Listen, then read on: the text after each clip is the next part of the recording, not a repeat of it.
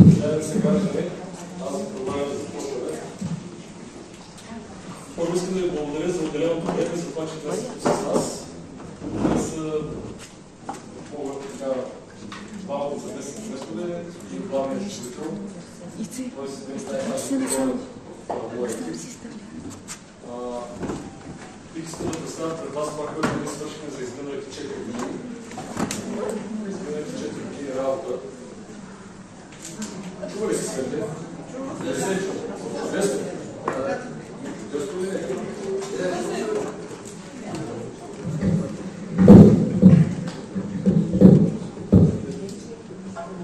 Какво обещавахме преди 4 години и какво свършихме за през това време?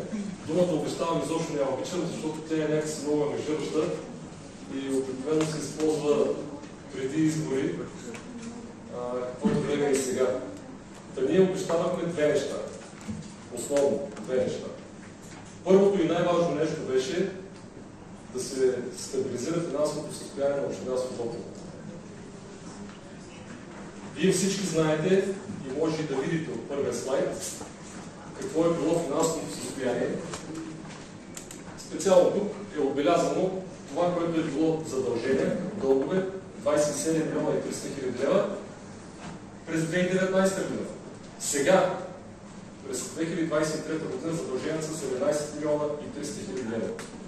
Имайте предвид, че в тези задължения, първите 27 и 300, са включени и 3 милиона и половина просрочени задължения към доставчици на стоки и услуги и 1 милион и 800 задължения към РИОСВ. Те не бяха разплащани. Следствие на годините труд ние успяхме да намалим този дълг до посочената цифра 27 и 300.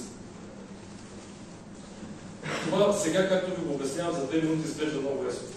Но то е следствие на труда на много хора. На колегите и от приходната администрация, говоря за тази служба, на колегите от счетоводството, на колегите от техническа служба с проектите и на всички други, които бяха ангажирани в този труд. Под ръководството на моите колеги заместник-кметовете, главния счетоводител.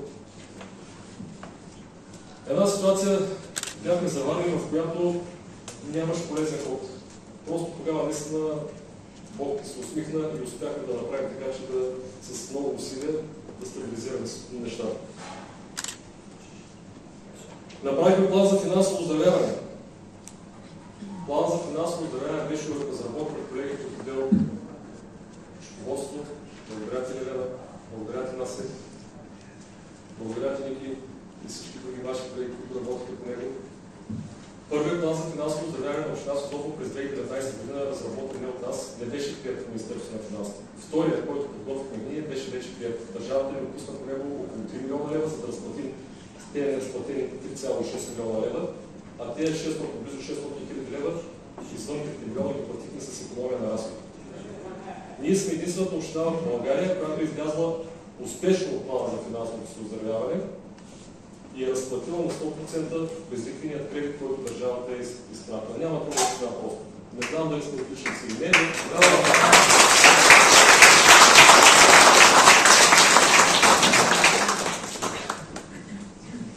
искам да ви кажа как вървеше разплащането на кредита, дългосрочния кредит, който аз заварих от 22 милиона лева през 2019 година. Само от него бяха платени само 100 хиляди лева, само 100 хиляди до 22 през октомври месец 2019 година. И оттам нататък ние платихме през 20 година 400 хиляди, това са върни само. 21 350 хиляди лева, тези двете години плащаха по-малко благодарение на облекченията, които ни даваше държавата във връзка с COVID ситуацията. През 22 година платихме 2 милиона и 100 хиляди и тази година също плащаме 2 милиона и 100 хиляди само по главница. Като прибавите лихвите, плащанията стават в размер на 3 милиона лева. Това е една много сериозна сума, която община Созопол въпреки всичко обаче успява и се умява да плаща. Никога преди това в историята на общината, някакъв сте може да се направи труда да прочете, никога преди това общината не е вадила подобни суми по 3 милиона лева на година от собствените си приходи, за да изплаща кредит. Никога не е било това нещо. Но ние се умяваме и се справяме и го правим. РИОС няма да говоря, за него е ясно. Те бяха 1 800 000 задълженията, просрочените задължения през 2015 бяха 400 хиляди лева, ние ги разплатихме още през 2020, а чрез прецизиране на приходите и разходите със собствени средства успяхме да разплатим всички задължения към РИОСВ и към момента нямаме такива. Тоест искам да ви кажа така, имаме 1 милион и 800, които дължим. И отделно всеки месец генерираме между 50 и 100 до 100 хиляди лева нови плащания към РИОСВ заради продукциите, които депонираме в депото. Значи веднъж изплащаме старите задължения от 1,8 милиона и отделно всеки месец плащаме по 100 хиляди лева. И забележете, това нещо сме го направили без да взимаме нови дългове не сме взимали. Като изключим този, който е безлихвен, но той не беше заплащане на РИОСВ и така. Без да ви увеличим данъци. Ние данъци не сме увеличавали. Ние също така не сме продавали земеделска земя. Знаете, че аз бях поел ангажимент в началото, когато започнах, да не се продават земеделски земи. Продавахме само земите, които са по параграф 4, т.е. за вилно строителство. Там е 300 и 500 квадратни метра. Такива земи има в Пукопир, има в Атия, има в така. Това го направихме по този начин. От днес събрани задължения към 31 декември 2022 година за данъци, недвижими имоти, превозни средства и такси битови отпадъци към 20 септември 2023 година община Созопол успя да събере 1 милион 264 хиляди лева. Тоест това е нещо, което е от неразплатените задължения. Ние успяхме да го съберем. Тук трябва да благодарим вече на приходната част. Нали така, господи?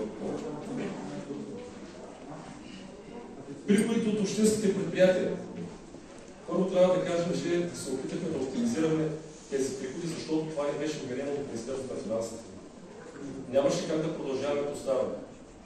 Общинските предприятия трябваше поне да са на 0,0, се реши да приходите да са намалени с разходи.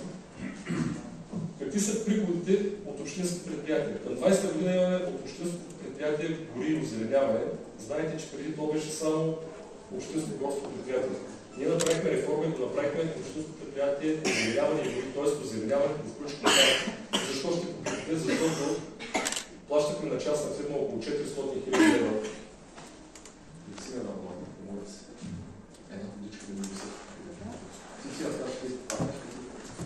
Плащахме на частна фирма около 400 хиляди лева. И аз се чуих как да направя економия в тази дейност.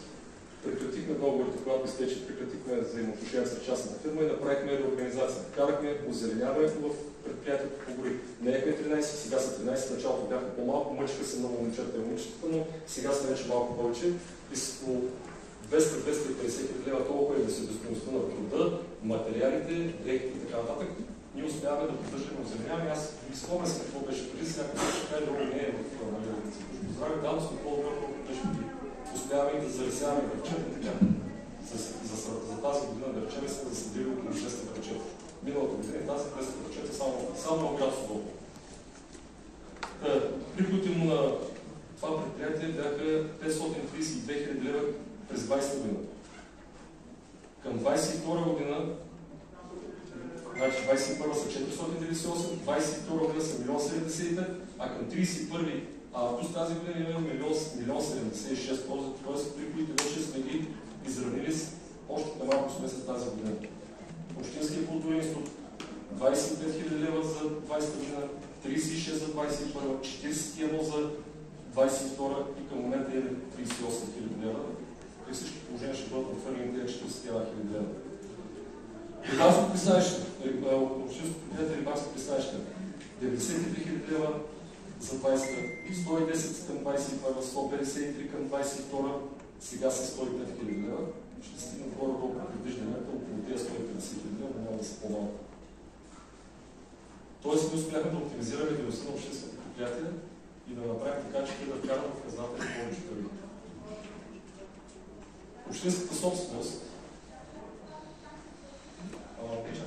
Така, добре.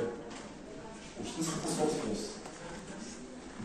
Общинската собственост, както знаете, е ключов елемент на местното самоуправление за формиране на приходната част на общината и за един по-добър живот на самите граждани. Имаше няколко аспекта, в които ние искахме и трябваше да работим. Един от тях беше приходите от дейност транспорт. Вие тук виждате точно от тях. Защо? Защото когато аз станах кмет, Паркингите в Стрелско Злото се стопанисваха под някаква форма на публично-частно партньорство и тази форма на публично-частно партньорство носеше на общината 16 000 лева печалба. 16. Към настоящия момент, значи ако прибавим към тези 16 000 лева и приходите от КПП-то, които бяха малко под 50, и ако прибавим също така и приходите от парк местата, които виждате, които са 206 000 лева, ставаше общо сума от порядъка на 70 000 лева. Момента приходите ми за 23-та година са 1 269 000 лева. Сума, която е почти 6 пъти по-голяма от това, което ние сме забавили. Да, направили сме инвестиции. Разбира се, че има и такива, защото някой ще каже, това приходи и печалба не е на същото нещо. Направили сме инвестиции, но вярвайте ми, че печалбата е малко над 800 нещо, 900 000 лева тази година. Това е много толкова. Като разбивка можем да направим следното нещо. През 2019 година от паркингите, както казах, били 16 000. За паркоместа 186, паркинг 8535, общо 206 000. В 20-та година тази сума е 574 000. 21 670, 22 милион 120 000, сега е 1 269 000 лева.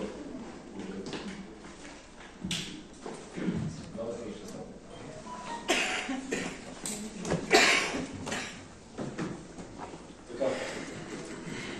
Проекти.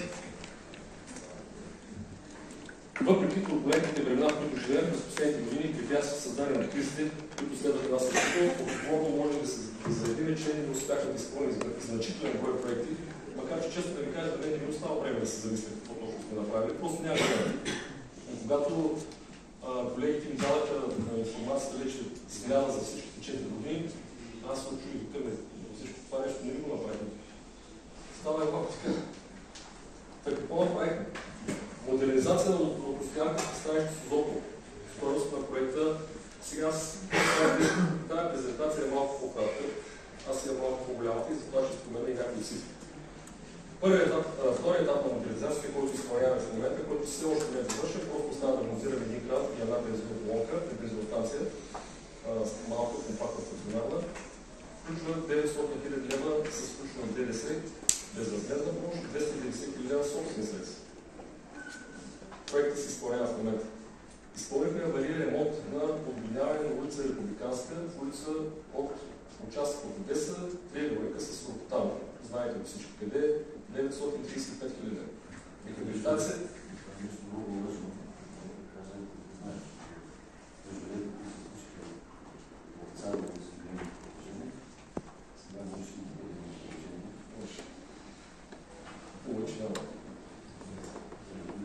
Рехабилитация на улица Републиканската община от общински път БГ-1210 до кръстовище с улица Одеса и улица Одеса.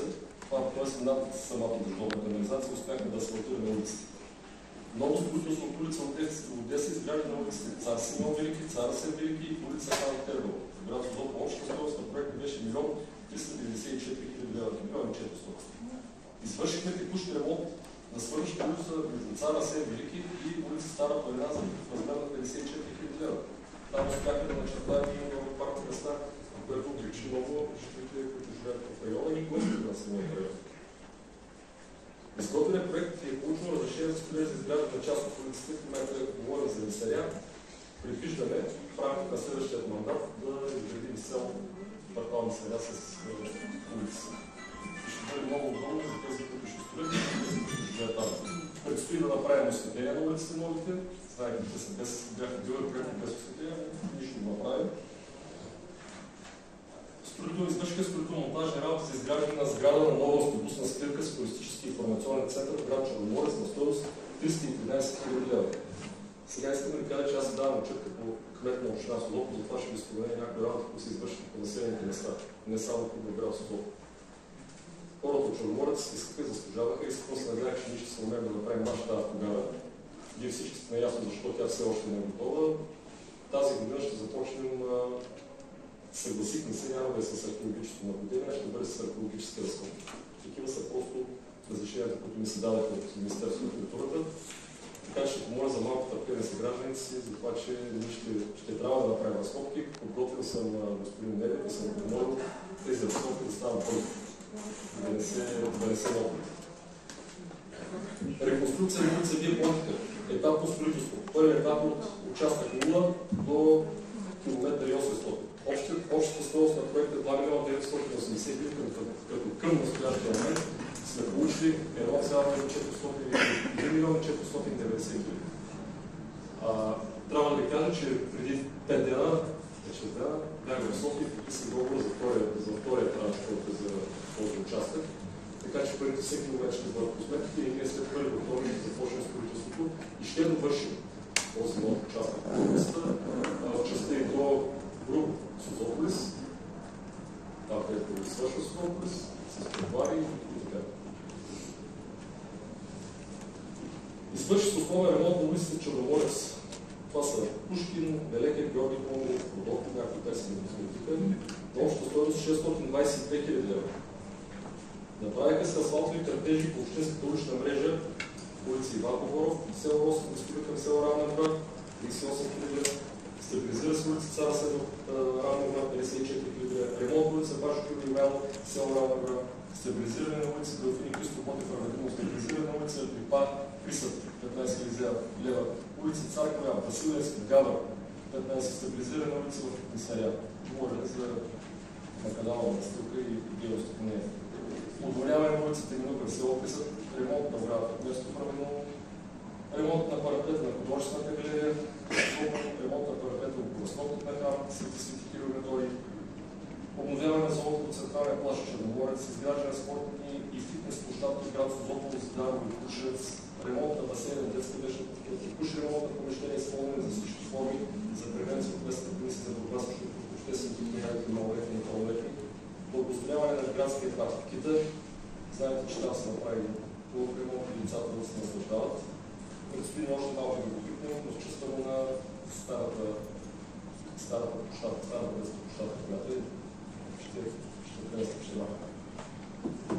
Ремонтирахме шадравана в градската градина, ремонтирахме фасадното осветление на художествената галерия, изградихме соларна улица на осветление на улицата Тезо Иван Ендриков и по пътя към ЖК Санта Марина, където направихме Пешеходната алея, осветление на рибарско пристанище крайбрежие и Родопи на Черноморец, благоустрояване на пространства около паметници, паметника там, където вода, знаете, той беше дерек.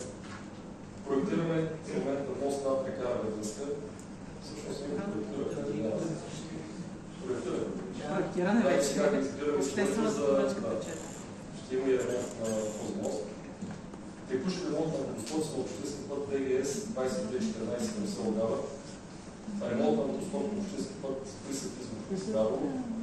Това са структурни бетонни съоръжения, които са много важни за тези пътища, селски. Извършихме текущ ремонт на КПС по Черноморец. Ремонт на проект Долна Рибаря. Подгрихме до грабата на село Крушевец, на Дес, там направихме светло. На дежурните полицаи в АТ-8 се направи помещението ремонт. Бяхме обещали да поставим банкомати, два банкомата успяхме да издействаме с господин Надалов и беше време да прикрил от селото да бъдат банкоматите. Поставихме ги в Крушевец и в село 8, ще се доволим с защото примерно в Крушевец да се скъпиш нещо, трябваше да бъде Маринка, а от 8 трябваше да бъде с Созопол и Бургас. И първо здравна работа. Частичен ремонт на здравата в село 8, смяна на програмата ставаше дума и колко Черноморец. Направиха се и някои неща по детски градини, доставка и монтаж на фотоволтична система на колко на детски градина в село Равелино, ремонт на колко фасада на детска градина здраве в Созопол, зелени до Крушевец, облагородяване на колко пространство Снежанка в Созопол, ремонт на отоплителната инсталация в Снежанка и Делфинче в Черноморец, ремонт на физкултурния салон в Делфинче, частичен ремонт на колко ВДК в Кристилина в Равна гора, изграждане на културна детска пространство в Делфинче в Бяла Селатия. Обновени са частично направи спално в детска градина здравец. Обновен от национална програма, административна софтуер и електронен кабинет за всички детски градини, който е зачерашни средства за децата. С съдействието на комисията там с дългото реклами, така ДМН е изградена площадка за БДП в детска градина здравец. осигурява видимо наблюдение на детската градина в Равна гора, подновени са обезопасителни метални шефти в детски градини в Фичи, филиал на Атия. Извърши се реконструкция и рехабилитация, нещо много важно, на пътя, който се води БГ 12, етапа или после четвърти, сиреч пътя между село Росен и Равна гора.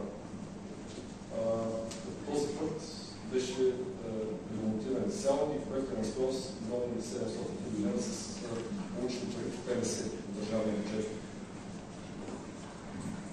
Изграждане на улична изгради улична канализационна мрежа в квартали 37, 38, 39, 47, 48, 49 по село Равно.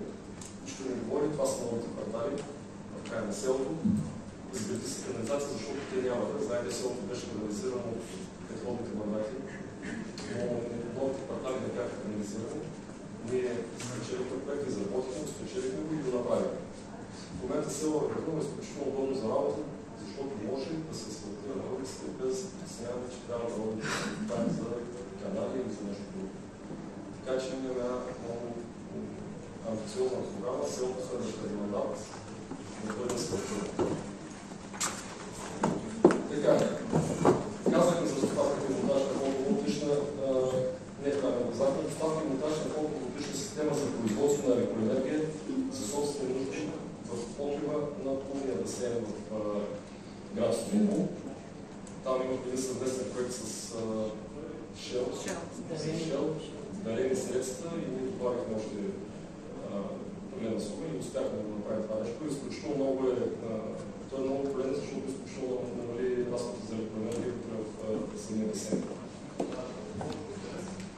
Нещо, което обещахме на жителите на село Латвия, което не беше свързано с строителство, обаче беше много важно, беше Търмафин, диви клубовете. Така беше, не знам дали някой от вас се виждал, но това бяха огромни клубове, които вътре в тях имаше пестициди и тяхната обшивка вече беше почнала да се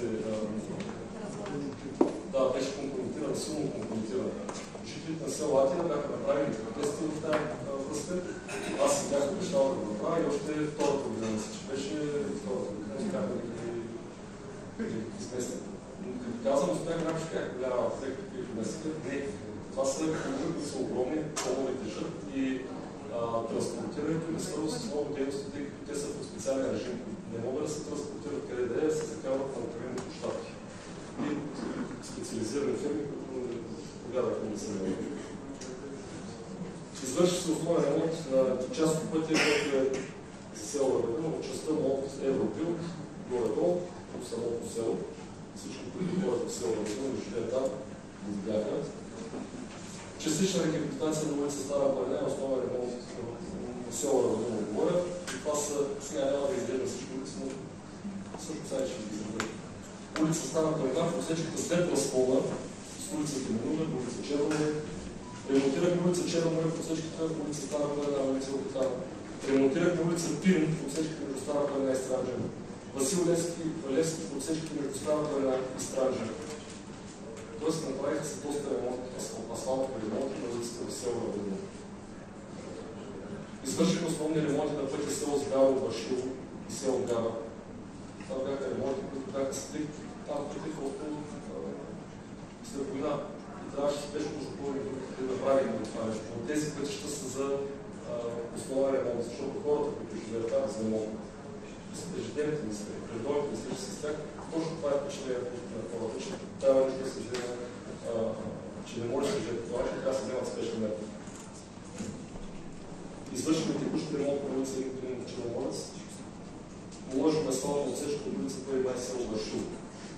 Частични ремонти по улица Луковачевска, Джоната нас Писка, Василът, който Берег Михалска, там като вода село Бушевица. Частични ремонти на Божур. Всъщност няма да ви изглежда на всички улици, които сме правили частични ремонти, защото аз не мога да ги изглежда, ще ми трябва да решавам да ги изглежда. Направихме и нова асфалтова покривка на крайбрежните алеи, която се намира в градската градина. Подновиха се всички уреди на стилката на детската площадка на музея град Черноморец. Подновиха се уреди на стилки на детската площадка в парка град Черноморец. Ремонтът на товари и продули на улица Октаново, град Содопол. Веселата уличка, знаете, бях обещал, че ще разчистим една много голяма част от преместваемите обекти. разчистихме много нещо, но работата според мен трябва да продължи. Там, специално това време. Направихме преустройство и реконструкция на сградата на пожарната служба в Созопол. Тя беше направена по проект, който беше на стойност 580 000 евро за двете страни.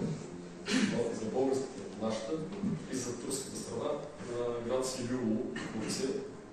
По този договор успяхме да закупим два автомобила. Някой, ако се е чул и каза, видите, нямат пари да карат две нови коли, Toyota, едната е пикап, която е за нуждите на, когато има бедствия, аварии, използва се и пак се прави по селата. И другата е една Toyota RAV4, която се ползва за нуждите на друго село. Благостояние на общинско рибарско пристанище. Не това, което ви казах преди малко, като проект, който е втори етап, а първият програмен период 2014-2020. И той беше, при него бяха изпълнени 2 броя плаващи пристани, като бяха обособени 75 броя от постоянки нови на лодки от 7 метра. И 68 от постоянки задължава 10 метра. Финансовата помощ там беше 915 000 лева и тя е безвъзмездна. Се по програмата за морско дело и рибарство 2014-2020.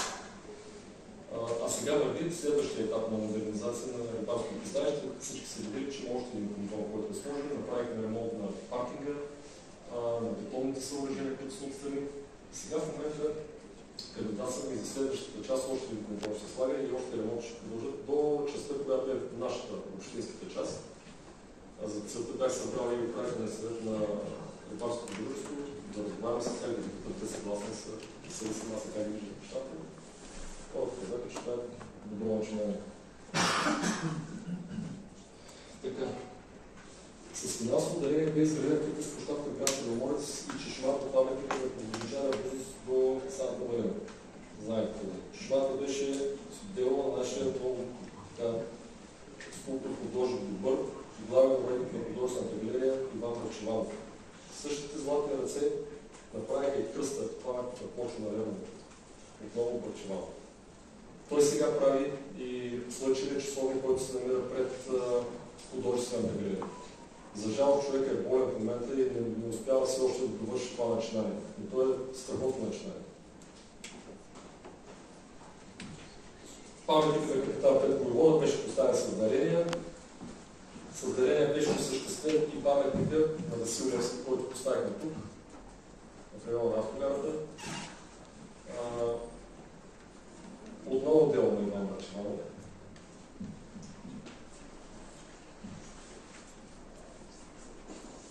Извършен беше ремонт на Центъра за социална рехабилитация и интеграция в град Черноморец и кухнята в домашен социален патронаж в Созопол, където е демонтирана и нова вентилационна система. Спечелен и реализиран проект на ЦНСТ АТ за подмяна на обзавеждане по оборудване и нов хотел. ЦНСТ е този дом, в който община Созопол отглежда, грижи се за няколко деца с така тежки увреждания, за 12 деца.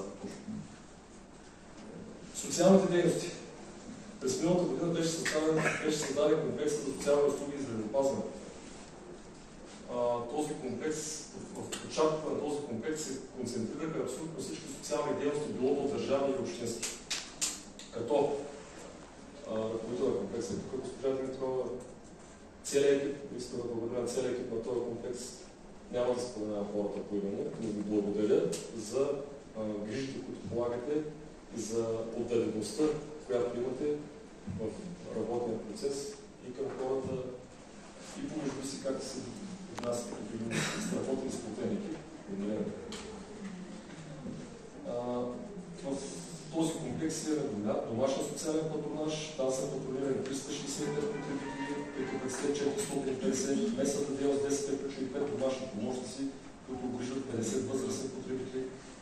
Таксата, която потребителите заплащат, включва себе си единствено хранителните продукти. Всички останали комунално-битови разходи се покриват по бюджета на община Созопол.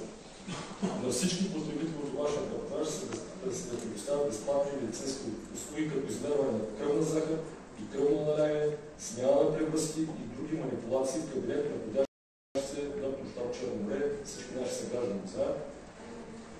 Знаем, че нашия комплекс е за социални услуги и здравеопазване. Имаме здраве работа в този комплекс. комплекс и той изключително много помага. Благодаря на Боги. Комплексът за социални услуги за здравеопазване разполага и със здравен медиатор, който вече се помещава в оборудван кабинет в село Здраве. За безпроблемното въвеждане на реформа в областта на социалните услуги и предоставяне на качествени грижи на лицата от най-развитите групи се работи в комплекс с укрепване на общинския капацитет в община Созопол. Комплексът изпълнява и проект грижа в дома в община Созопол, в който 98 потребители в неравностойно положение с увреждане се предоставят медицинска и административна услуги, както и подкрепа в домашна среда, като доставка на храни и продукти от първа необходимост. Продължава извършването на социалната услуга асистентска подкрепа, която също е помощ на възрастните хора. В момента чрез нея получават помощ 30 дни потребители. Успоредно с всички текущи проекти и програми с изпълнение механизъм лична помощ, през който месечно преминават 70 потребители, за които се грижат 70 лични асистенти. Предстои подписане на договор и подобрение на скоро проект бъдеще за децата в община Созопол, който обхваща комплекс от мерки, насочени към предоставяне на социални и интегрирани здравно-социални услуги. Чрез проекта 40 семейства ще подобрят своята информираност и здравна култура по отношение на профилактика и превенция, ранно детско развитие и идентифициране на затрудненията. Комплексът разполага с специализиран транспорт за доставка на храна за хора с увреждания и линейка. Предоставянето на еднократна финансова помощ за подпомагане на отглеждането на новородено дете е също една от дейностите на комплекса. При стъпване в длъжност през 2019 установих, че имаше родители, които не бяха си получавали помощ от 2017. Какъв е смисъл на тази помощ, когато те поставяш на 3 години, примерно там? Ние успяхме през 2020 година да разплатим всичките задължения, които... да, всичките помощи, които общината беше обещала да дава на хората, не беше ги дала, и ги разплатихме. Те бяха, не знам, на каква страна бяха, около 70 или бяха, колко години? 20 години успяхме да ги разплатим.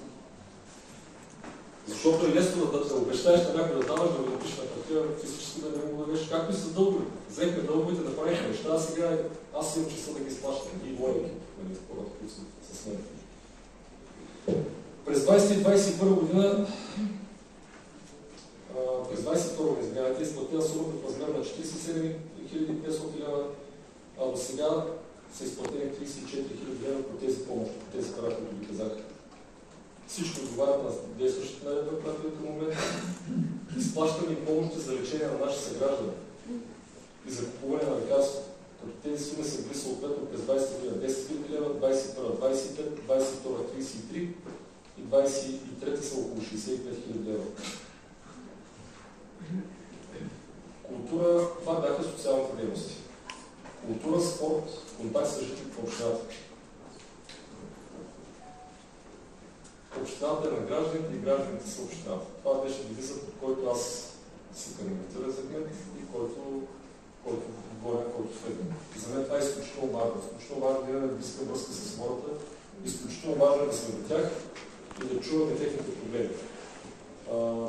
Бях обещал на хората от селата 3 пъти, на всеки 3 месеца да правят приеми там и си изпълнявам обещанието. Няколко пъти по-често. Знаете, че приемен ден при мен е вторник, но аз реално приемен ден няма, защото всеки ден ми забелязвам и аз като не съм върнал. Моята сътрудничка е тук, може да ви потвърди това нещо. Така.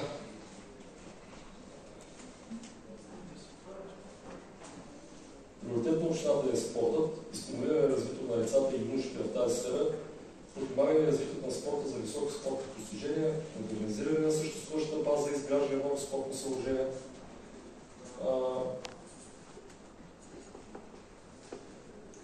Община Созопол подпомага спортните клубове. Имаме няколко спортни клуба, които действат на територията на община Созопол, най-вече са концентрирани в Созопол и Черноморец, но и по селата. Всичките клубове са подпомагани. Говоря всички клубове, които имат дейност, отговарят на условията на наредбата за това. Никой не сме върнали, на всеки помагаме. Също така помагаме и отпускаме средства и субсидии. Помагаме всички. Вие помагате, защото това са от нашите данъци. На неправителствени организации, които развиват дейност на територията на община Созопол, било то културна дейност или дейност свързана да речем, както са бездомни лавки с кастрацията и регулиране на популацията на бездомните животни. Отпускат се субсидии на тракистското дружество, на българско дружество, Българ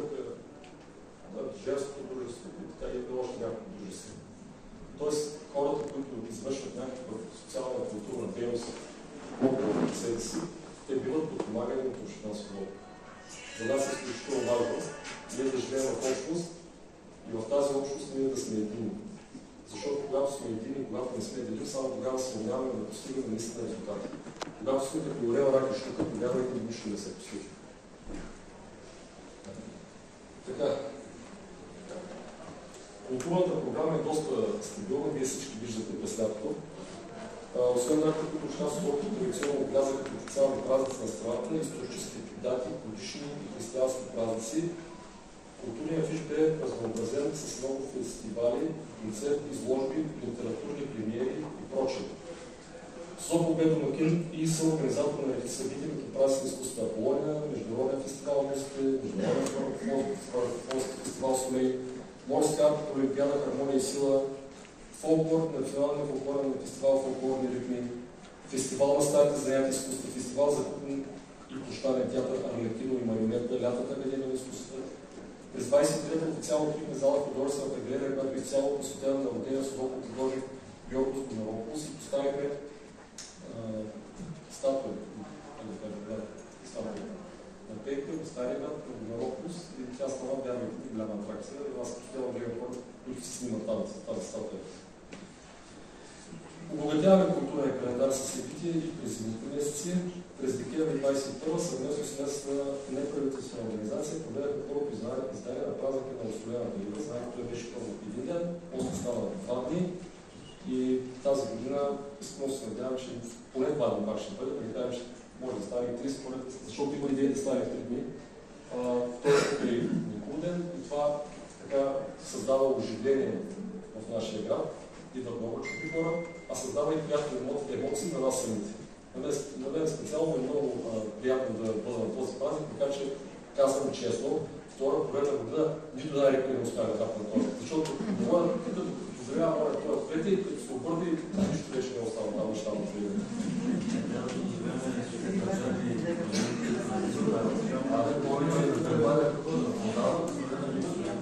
Аз призовавам господин Дамян, преди път вие ще ми запазите малко. Призоваваме. Така, в заключение искам да кажа, аз съм го написал, в заключение искам да кажа, че минаха 4 наистина трудни години. И като казвам наистина трудни, аз понеже някой казва, наистина си оплаквам. Аз по принцип не се оплаквам. Но годините бяха много трудни. Кризите, които ни върхитаха една за друга, ще кажеш, че имаха някаква градация. От гадна по-гадна идваше. Тъкмо да. COVID-а беше, много хора се развихме с много хора, оттам се в момент се оказа, че ние сме парализирани с цените на електроенергията и няма да имаме възможно заплащане. Оттам започна тази политическа криза, която блокира всичко и фондовете, европейските фондове за България просто ги нямаше.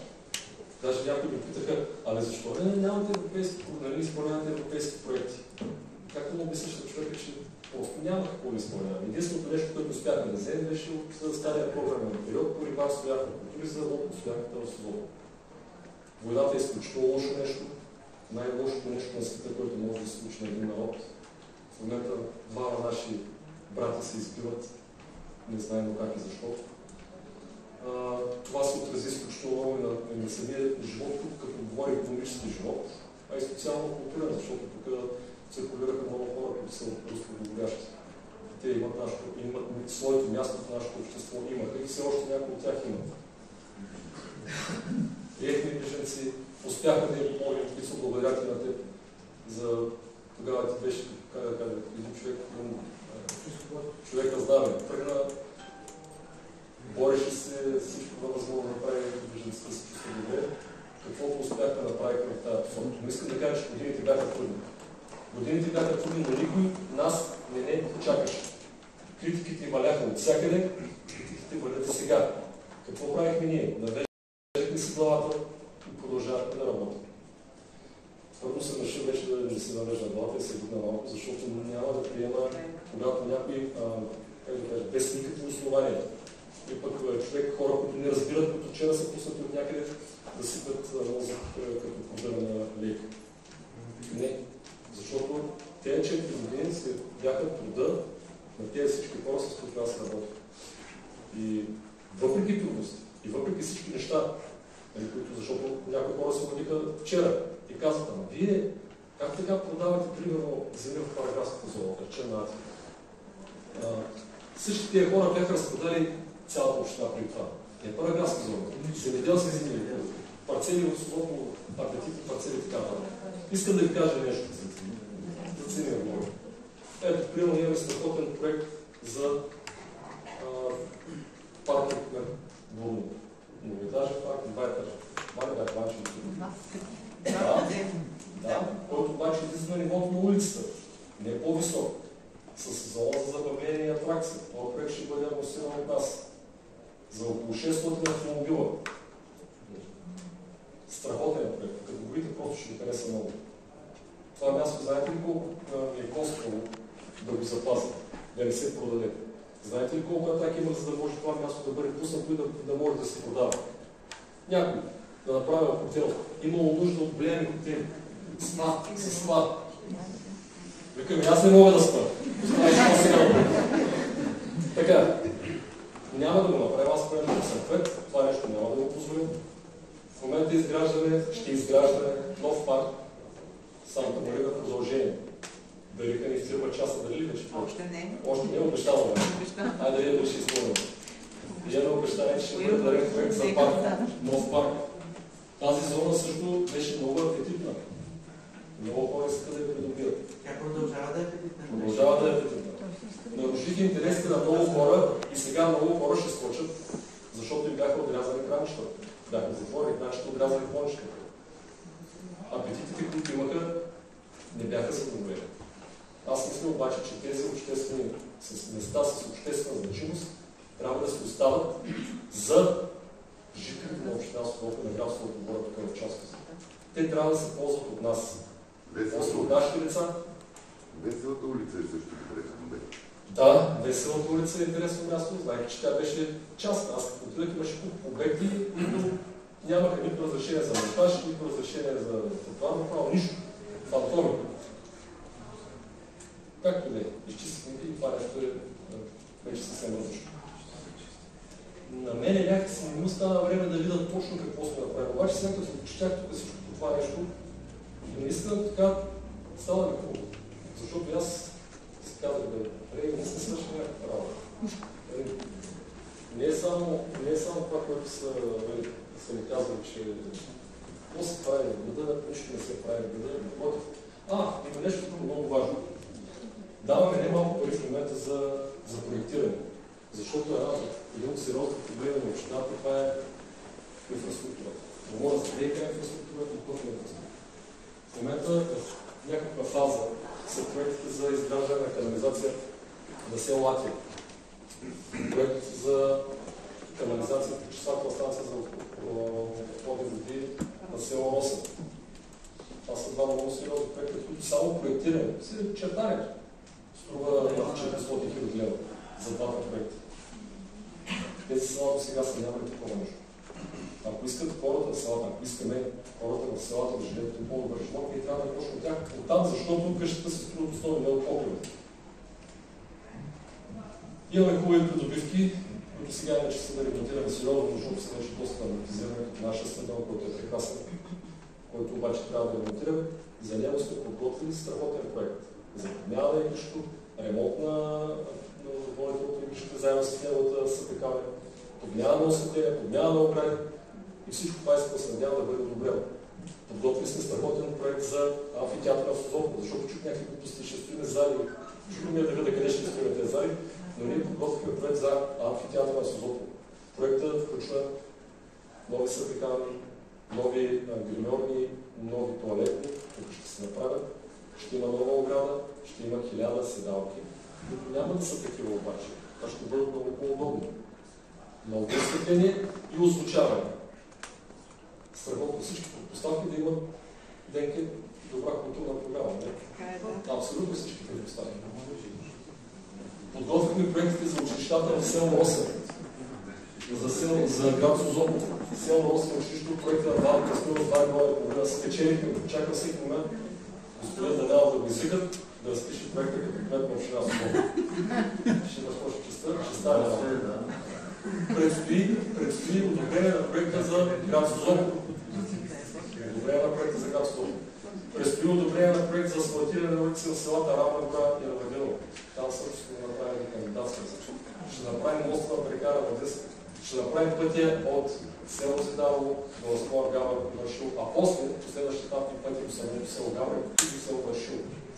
Тоест, подготвяме доста проекти, които аз често си притеснявам, че човешкият потенциал да изпълни следващите 4 години, но ние сме длъжни да кандидатстваме, защото програмата отваря отворите сега, кандидатстваме да почва сега по-обеди и всички общини са на стартова треска. Има някои, които са по-подробни от нас, има някои, които не са, но ние сме длъжни да направим всичко, което трябва. Тук трябва да благодарим на колегите, които работят по проектите. Благодаря, колеги. Макар ще са само двама. Ваня няма неща, Биляна отговаря за социалните проекти. Благодаря. Така че община Созопол е един екип, който според мен е работещ. Община Созопол, администрация, да, има недостатъци. Кой най-сигурният път да не сгрешите, знаете ли кой? Да не работите. Ако някой не работи, няма да сгреши. Това безспорно е така. Ние работим, за това допускаме грешка. Въпросът е сега да направим така, че грешката се колкото се може по-малко. Другото нещо, което направим. Аз като човек, съм социален човек, семейството ми е голямо, обичам глъчката, така, обичам като излеза на Коледа, нова година, да ми е весело, по Великден да ми е весело. Това казах на колеги, искам за Коледа, за нова година, за Созопол да е весел, да е жив, да е светъл. Искам. И успяхме да направим така, че наистина с този базар, който организирахме, Коледа, да живне града, да почне да живее някакси. Затова и направихме този фестивал на 8 идва тогава, в началото на декември, за да може да се погледне целият декември с кулминация Коледите и новогодишните празници. Аз не знам, може да се подведем, но мисля, че това се получи. И хората излизат и са заедно и тогава на мен ми е най-хубаво. Няма значение, аз моя съм. Сядам, разбира се, на масата на някой, който не е човек хикс, и си пие вино с теб и ми е хубаво. Оставаме удоволствие. И оставам удоволствие, не е друго ми радостта, когато виждам очите на хората.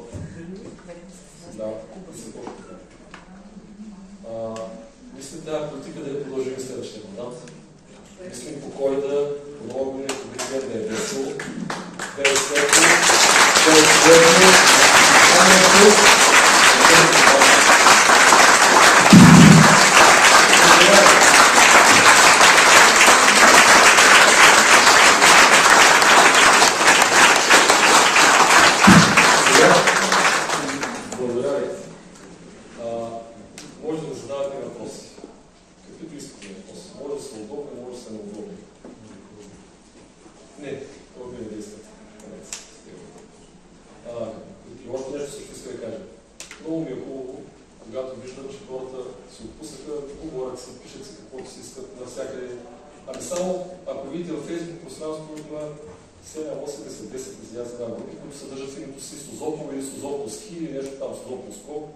и тези всичките групи са създадени тук последните 4 години. 12 години.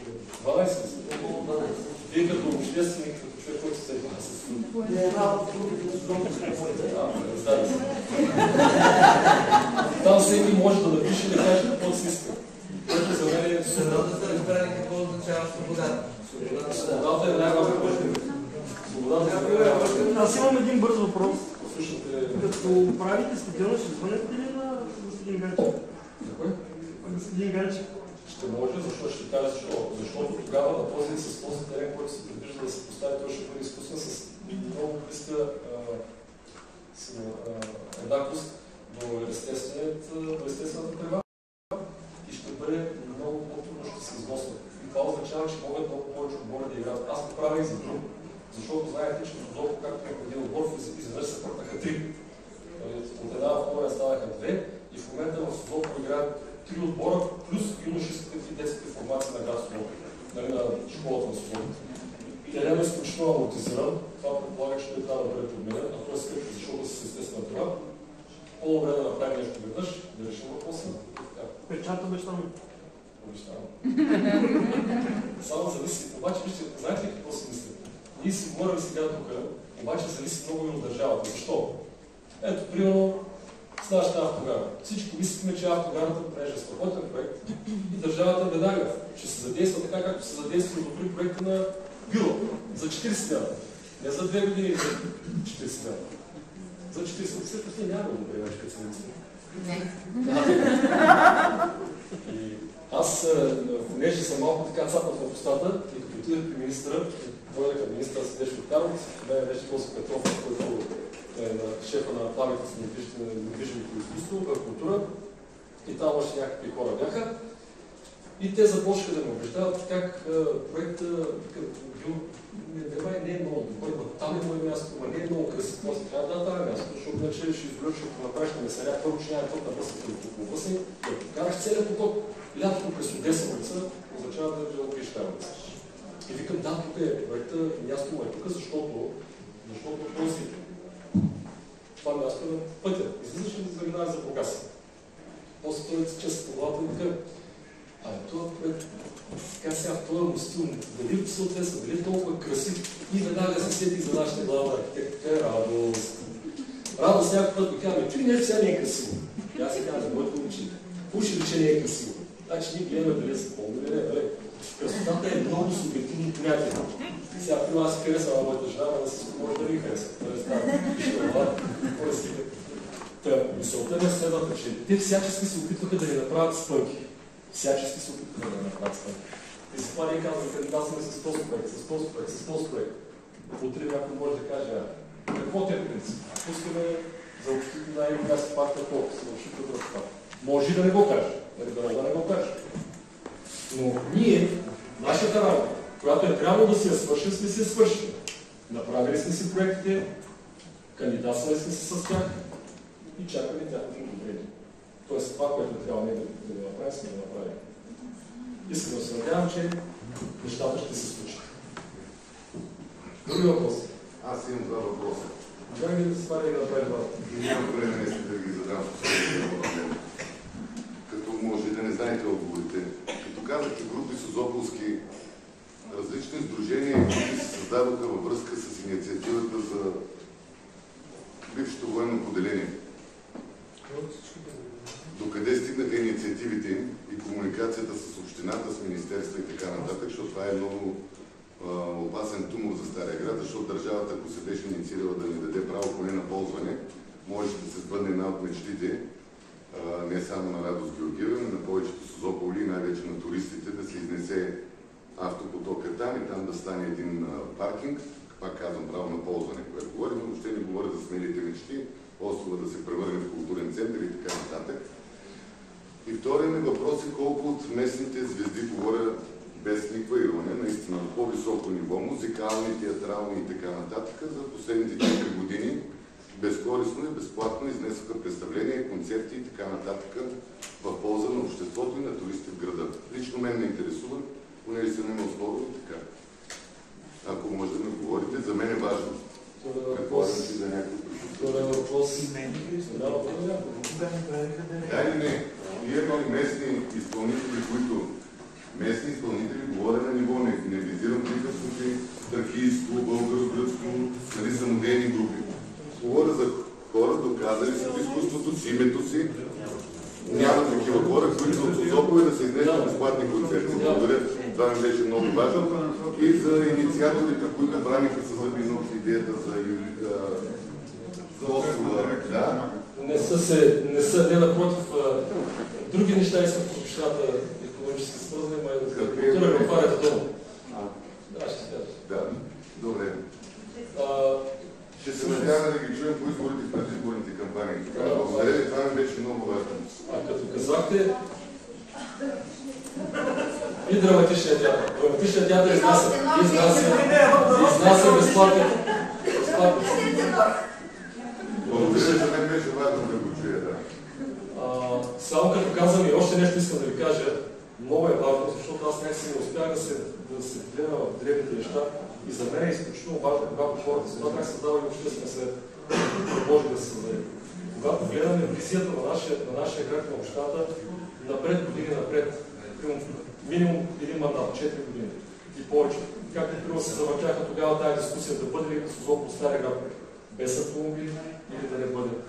Ако бъде без автомобили, къде да бъдат паркирани тези автомобили, къде да бъдат поставени. Това са изключително важни работи. И според мен, когато има управници, когато се избирате управници, е хубаво да гледате точно такъв тип хора. Не хора, които гледат личната си изгода и това, което касае тяхното дворе, примерно съседа не пречи, да му се води в терасата или какво си. Когато си особено на такава позиция като моята, Бог, никога не съм се гледал в някой от моите съседи или в някой, който има бизнес като мой или каквото да било. А ние трябва да се избираме хора, които да са визионери, да гледат напред, да се опитват да провокират дискусии, както беше с Екатерик Юлита. Затова и отиде в София. Казвам го заради сумато излезе. Там направихме инициативен комитет. Кога беше ли, Мария? Миналата година. Миналата година. От тогава не сме се събирали нито веднъж в този инициативен комитет. Трябваше да са 6 месеца. Трябваше да се събираме на 6 месеца. Няма да задам въпрос, просто аз че много малко хора ще чуят думите, които казахте току-що. Да гледаме визията на Созопол за години напред. Мислете, хора, като гласувате. Не за роднината ви в пети своя листа. Мислете за визията на града. Наистина, това са изключително правилни думи и много че малко хора ги чукат. Защото трябва да ги чуят доста хора и да го снискат най-вече. Защото не мислим за терасата, за паркомястото, за кокошкарските работи, така да се каже. Мислим за визията на Созопол напред, за бъдеще, за общинските земи, които се изчезват и ще изчезват и първа, нали, ако се продължи в... Това искам да кажа. Няма да безумничам.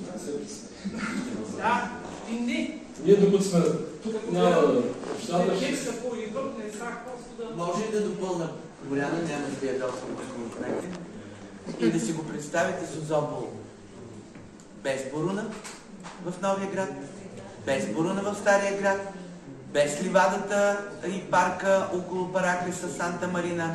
Сега предполагам и че местото, което ние сме определили за автогара и така усиленото спъване на този проект е умишлено. Представям си една друга сграда с друга височина, която според някой ще бъде така добре, ще се вписва на това място в началото на Стария град. Представете си Созопол без тези неща. Без детската градина. Да, точно така. Без детската градина в Стария град, забравих да ви кажа, тя първа ще си отиде. Беше част от миналия плаж, обаче аз направих една заявка към държавата да се вземат цялата част, която ми трябва, която е тяхна, всъщност тя не е наша. Някак си е била актувана на времето, не знаем как. Правда сте знаеш ли? И аз не знам така. Но тя ще се стане държавна такава собственост, че да не може да бъде продавана или каквото да било. Повярвайте, че наистина обещавам, като аз трудно се чува в момента, нали, какво ще да стане, тя се страшна. Мен специално ме притеснява, но искам да кажа на всички, че аз, докато съм кмет, никога няма да позволя интересите на хората в град Созопол, от община Созопол да бъдат накърнени и нарушени. Напротив, ще се боря за тях, каквото и да ми струва това, защото то вече ми струва. Но въпреки всичко, аз назад няма да дам. Сигурен съм, че и хората, които са до мен, моя екип, и те не са по същия начин, затова са с мен. И понеже имам тяхната подкрепа, съм уверен, че нещата ще се случат по правилния начин. Други въпрос имате.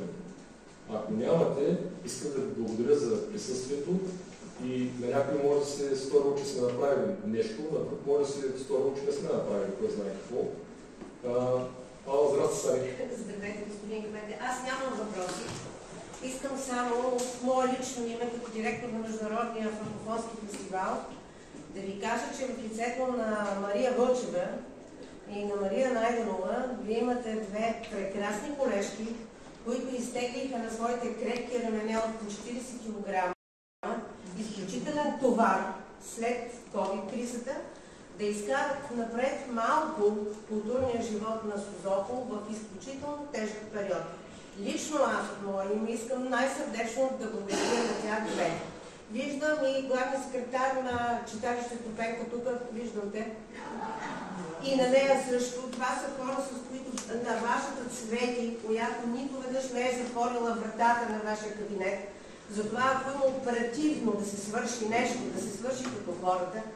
Така че созополчани за първи път баща ми и майка ми са ме довели в Созопол 64-та година. Аз съм на 66 години и нито една година не съм пропуснала да бъда тук. Това е нещо като втори роден град, като втори дом. Имам една къща на Буджака от 200 квадрата, която няма път, нямам кофа за буклук, нямам и канал. Нали? Но това не пречи аз да се чувствам тук блестящо и да оставам, ако може, и до Коледа. Разбира се, задълженията са друго нещо, но господин кмете, най-важното нещо, което казахте, сузополучани, вие се броите на пръсти. Останали сме шепа хора. Ако ходите един срещу друг, нищо добро не почака този град. Този град почака добро само ако всички знаем и вие разберете, че живеете на Господа дадено място. И никой няма да отиде в никаква Гърция, ако тук всичко е наред. Ако свалиме некролозите от всички входни врати и хотели, където ни посрещат, да, болно ни е за всички мъртви, но има некролози. Не се обиколих, защото знаете, че дойде на тази среща. Некролози, които висят от 3-4 години. Свалете ги. Бойдисите тези врати, отворете сърцата си. Сменете, господин кмет, информационните табели, ние го говорихме и с вас, господин заместник кмета. Единствените четящи информационни табели са на Археологическия музей и на Етнографския музей. Минете и вижте на античен кладенец, вижте нагоре. Нищо не се чете, нищо не се вижда. Къде идват хората? Информационен център на български. Ама тук идват хора от цял свят. Къде са купищата информационни материали, които искам да виждам? И като ходя моите приятели от 12 държави, коя от коя топ дестинациите, им казват, дай нещо да прочита. Дай нещо. Това е битката за това Созопол да бъде номер 1. Ние, дай Боже, никога да не станем Китен, не защото е кофти в Китен, никога да не станем Приморско, защото не е кофти в Приморско. Но Созопол е друга дестинация. Тя има нужда от коренно различна визия. Има нужда от контравизията на Радост Георгиева, която да ви бъде бариера за някои тъпи и кофти проекти, които искат да се направят. Трябва да имате контра и обществено мнение, което да върви в една посока. Созопол не е 3 месеца. Той е тук 1000 и колко години? 2600 години. Значи ще го има и след господин кмета, и след нас всичките. То ще остане. Но нека да направим така, че това нещо да бъде великото нещо в Созопол. Разберете, това е някаква, може да звучи емоционално, може да гледате на мен по някакъв различен начин, но за мен Созопол е кауза. И когато аз съм водил на мои приятели, ние имахме клуб на Созопол през зимата, фен-клуб. Защо Созопол ще пусне кепенците на 25, когато 25 градуса водата и 25 градуса въздуха? Защо нямате да ви спим едно кафе, хора? Какво ви стана? Защо не работи един хотел? Защо не работи? Защо отсреща няма? Защо затваря Мати? Защо затваря? Защо? Дайте ми един логичен отговор, защо? Знаете ли, че преди 7-8 години доведох кмета на Амалфи, някой от вас знаят ли областния управител на Умбрия? И кмета на Амалфи ме пита, госпожа, колко време е сезона в Созопол? Аз към 3 месеца. И той вика, само време какво правите? Викам, не знам. И затова казвам, стигат ли им парите? Викам, най-вероятно. Той мисли и каза, а представите ли си, ако работят 7-8 месеца?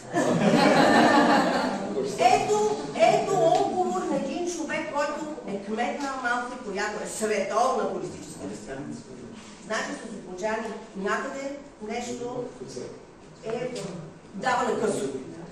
Това, което дава на късо, господин кмет, трябва да го справите. Прав ток. Прав ток през всички нас, с добро чувство, с добра дума.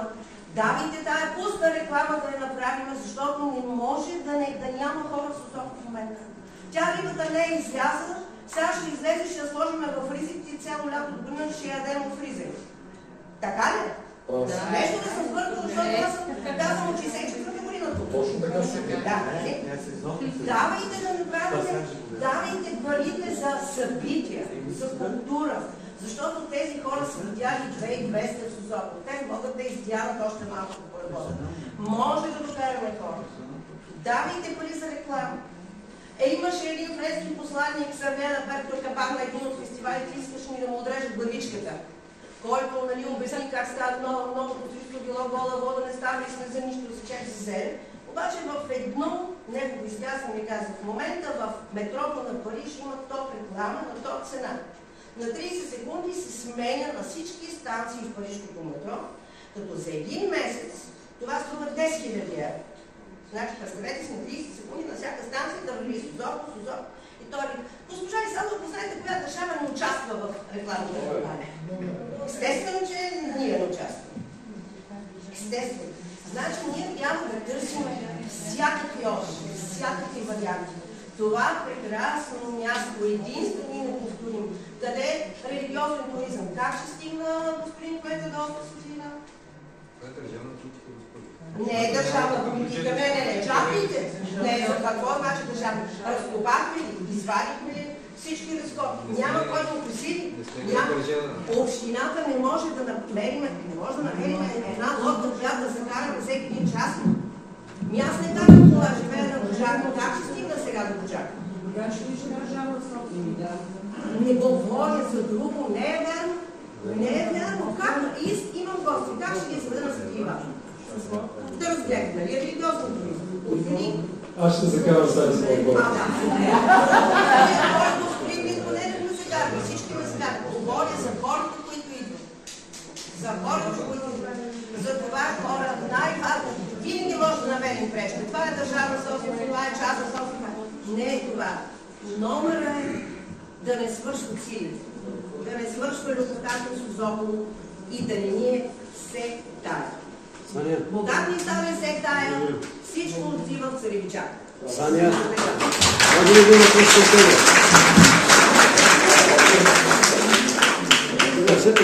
Не, после си го задавайте въпрос. Аз само искам да кажа две думи. Първо искам да ти анонсира, не само те, а и всички, които са тук. В програмата съм заложил месец септември да бъде месец на културата и ние вече сме направили анонс за това нещо, като ще поканим живот и здраве. Веднага след като спечеля изборите сега на първето, ще поканим...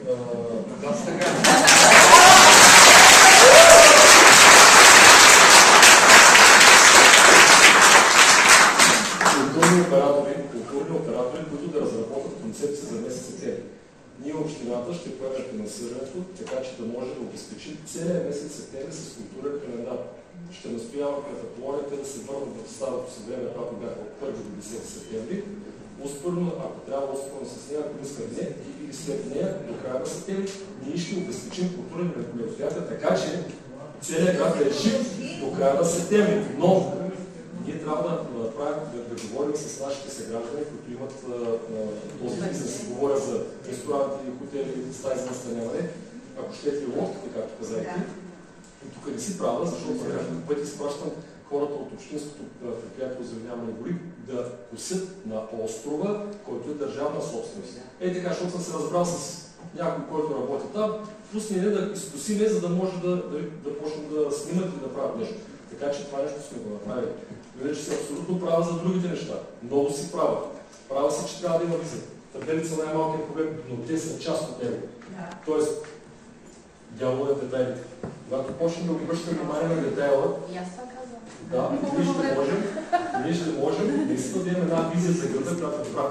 И се абсолютно прави за Радост Георгиева, защото тя е тръгна в ръката на много хора с безумните неща, които искат да направят. Как искаме да развием града сами? Аз искам да бъда града, защото хора са много места в Европа. И през зимата, февруари, марта, тези места са живи. Туристи, може да седнеш да хапнеш филма някакво ясне место или да ходиш в някакво музей, ако щеш само се разходи по калдарената. Но има къде да отидат да ядат. Има къде да се спират. Тоест има отворен хотел или самопревец или какво да било. Тоест, когато искаме това туристи, ние също трябва да направим нещо. Затова, мили хора, пак казвам, трябва да имаме визия за развитието на нашия град. Как искаме да се развие града ни и как да достигнем това нещо. Благодаря. И още едно нещо. Ние сме ходили в Гърция. Дайте ни работното време на гръцките храмове и на храмовете в Созопол. Затварят ли храмовете в Гърция? 24/7. Да. А правда не е точно така. 24/7 точно. Няма как храмовете възможност да затварят според кой си кой. Това са древни детайли, но всичко е детайли. Благодаря на всички.